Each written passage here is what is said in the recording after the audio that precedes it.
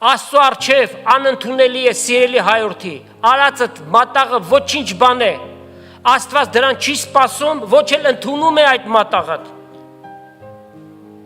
դրա փոխարեն, դու Տեր Հիսուսին եթե ընդունես, Աստծո առջև ընդունելի կլնես և քու